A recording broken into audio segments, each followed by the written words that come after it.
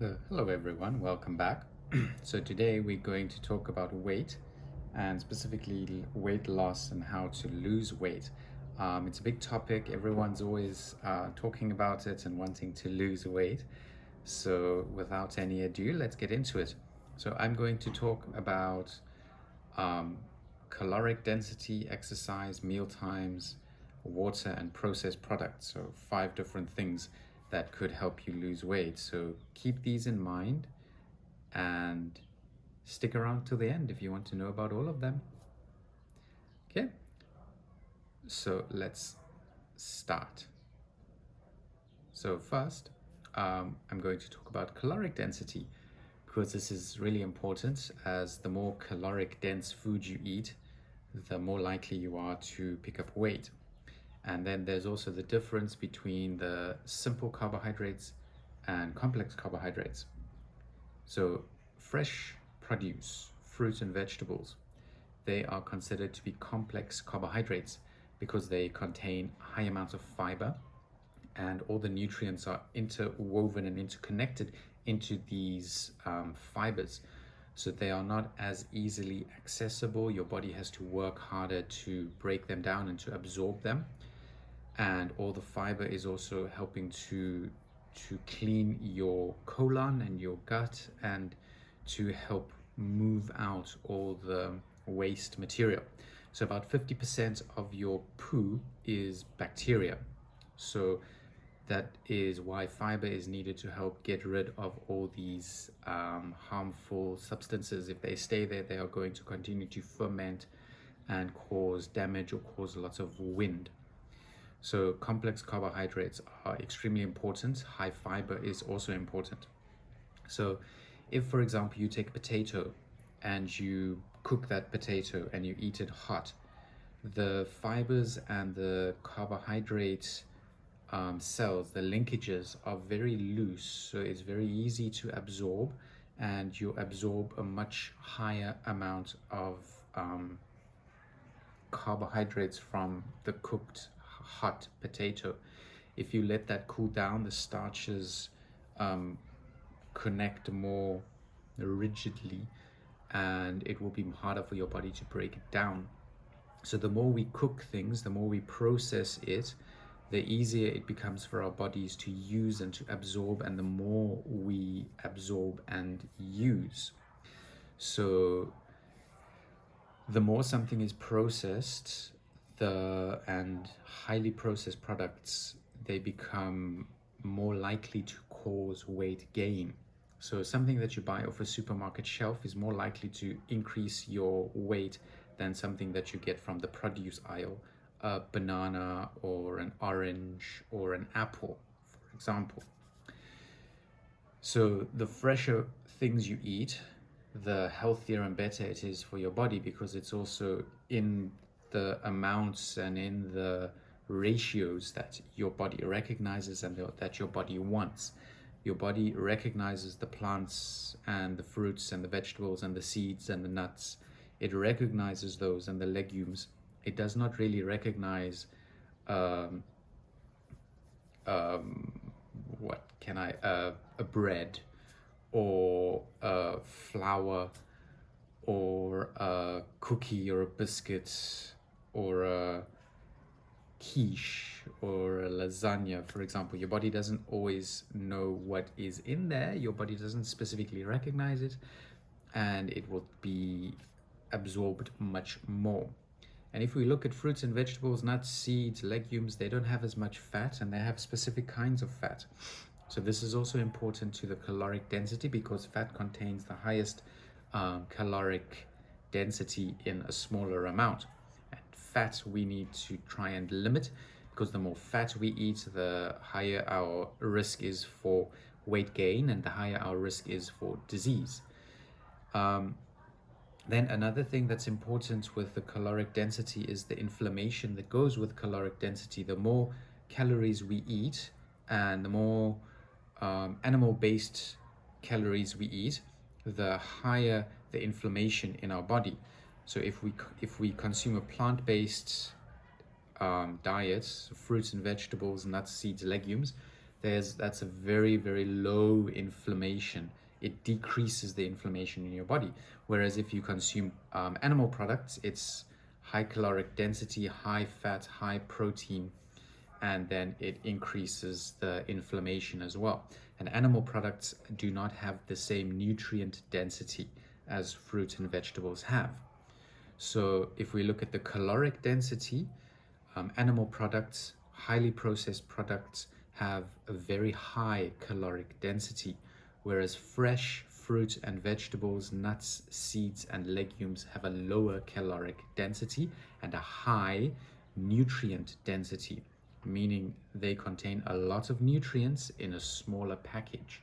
If you look at seeds, they have the highest caloric, highest nutrient density of the food that is around. So that's important to note. So note the caloric density, and that cooking increases your body's ability to absorb as much as possible. So if you're eating things from the supermarket shelf, or prepared foods, instant foods, fast foods, instant meals, they are very high in fat, very high in protein, very high in salt and sugars, simple sugars, and that will increase the caloric density that you are taking in, and that will increase the likelihood that you will be storing fat, which will lead to weight gain or increase in your body weight or shape. So then I'll talk quickly about sugars. Sugars have gotten a bad name, but sugar in itself is not bad. It's the concentrated version thereof and the pure extracted version thereof that is not beneficial to our bodies, because that's like an instant uptake, and like you get sugar rush and you get hyperactive and you get this vibrating feeling in your body when you have too much sugar, which is not beneficial for us. So there are many different kinds of sugars. There's hundreds of sugars in the elemental form. So in its basic chemical structure, there are many different glucose, dextrose, maltose, fructose, different molecules, sugar molecules, what we biochemically call sugar. But the one that people generally think of is table sugar, so added sugar, the grains, the sugar, the powdered or grainy sugar. That is not beneficial for our bodies. And now they've also made syrups, high fructose corn syrup for one, which is terrible for our bodies, and that goes and sits around your waist immediately. That's like, it makes your little stomach, because your body just absorbs all of it and can't use it, and then it has to be stored. So when you are taking in high amounts of simple sugars or table sugar, it's just instantly being taken up by your body. Your body is producing insulin, and insulin is your fat storage hormone. So when insulin is produced in high amounts, it's going to take those glucose or sugar molecules, and it's going to store it because there's too much. It's trying to control your blood sugar, so it's going to pull it out of your blood and go and store it. So we need to then make sure that we consume complex carbohydrates with the locked-in sugars and not the simple sugars that are just being absorbed very easily. So that's why I would focus on high nutrient dense foods like fruit, vegetables, nuts, seeds, legumes, and I would limit your extremely high fat, high protein, high caloric dense animal products. So that's number one. Then exercise. So exercise is beneficial because it increases your body's sensitivity to insulin. So meaning less insulin has to be produced. It increases your muscle mass, and muscle mass acts as a storage for glucose. So your glucose will not be stored in your fat. It will go to your muscles. So therefore, your weight will be reduced and you'll increase your muscle. So weight is not the most important thing in your body. It's the ratio between your water mass, your muscle mass, your bone mass, and your fat mass. You want your fat mass to be low-ish. You still want some fat, so between 10 and 20%. Women need a bit more fat than men. So that's why it's quite a big range between 10 and 20%, because women need a little bit more fat than men. Um, and then your muscle, you want a higher percentage of muscle. You want as much muscle as you can have. Then you also want as much water as you can have, around 60 to 70%. And then your bone mass will be, depending on your body build, you have your bone mass as well. So you want a lower fat storage, muscle building, and you want your body to be sensitive to insulin. So that is where exercise comes in, movement.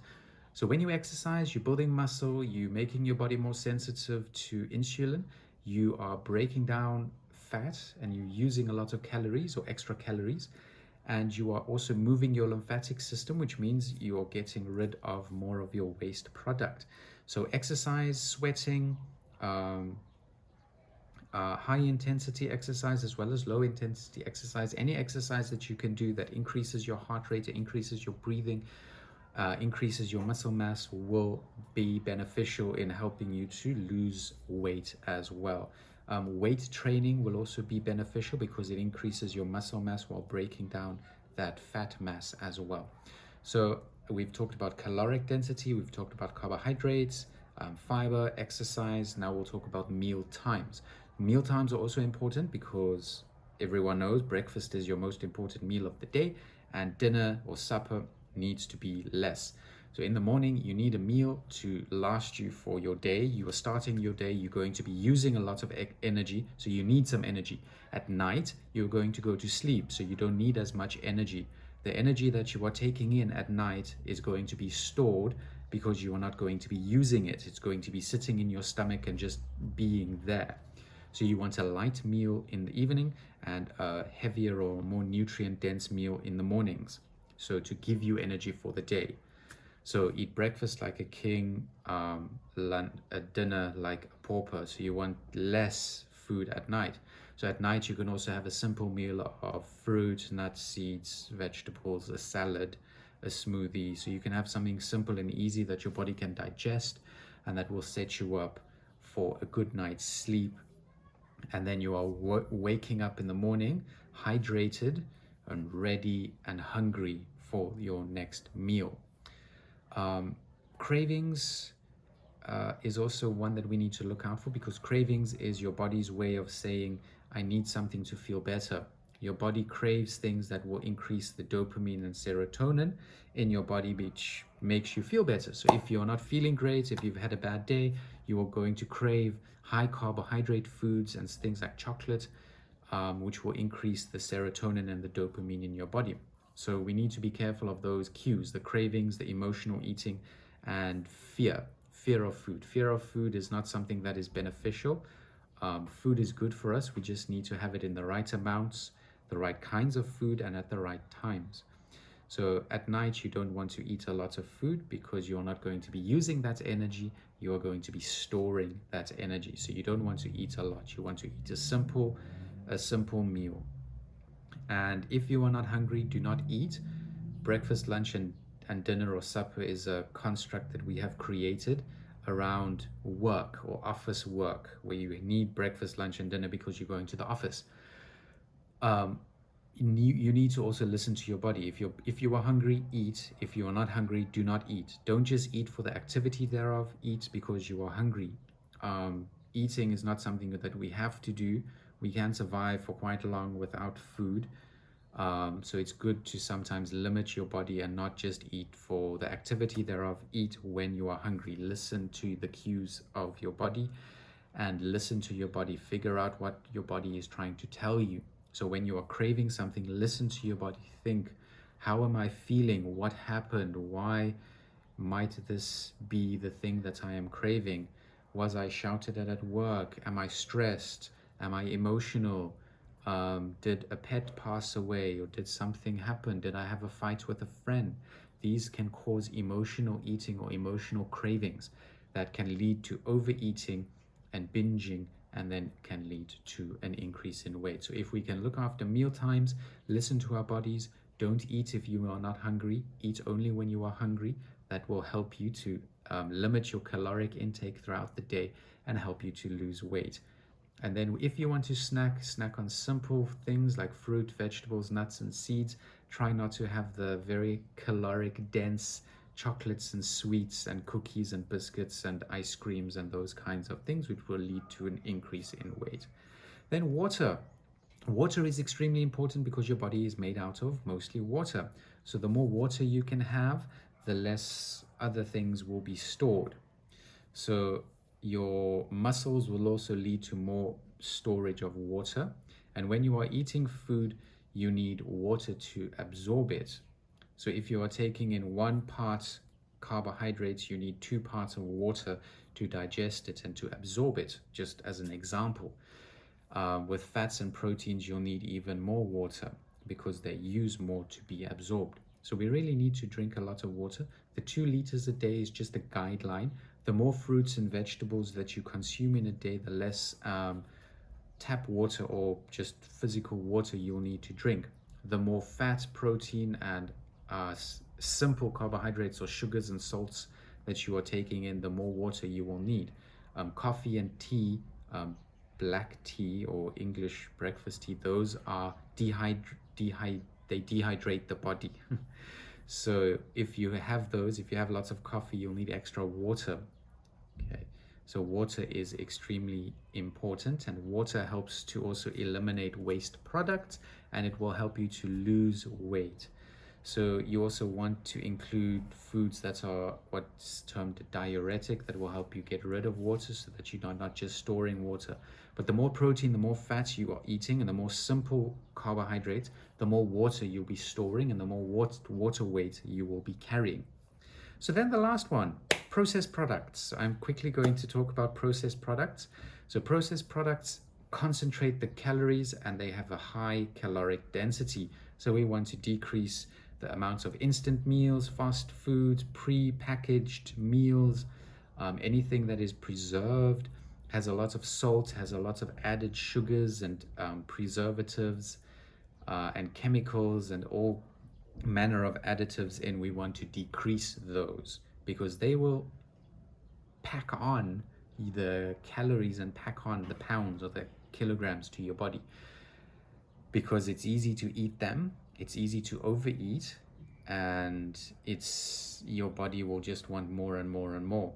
So if you, for example, go to a fast food place with hamburgers, you might be able to eat 2 hamburgers and a big soda and a large fries. That is enough calories for 2 or 3 days. So it's very easy to overeat on highly processed products or instant products and fast foods. It's very easy to overeat, and your body can absorb them very easily. So if you have any questions, comments, ideas, pop them down in the comments below. As always, like, subscribe, share it around. Stay healthy. If you have a question, please don't hesitate to ask. And as always, to God be the glory. See you next time.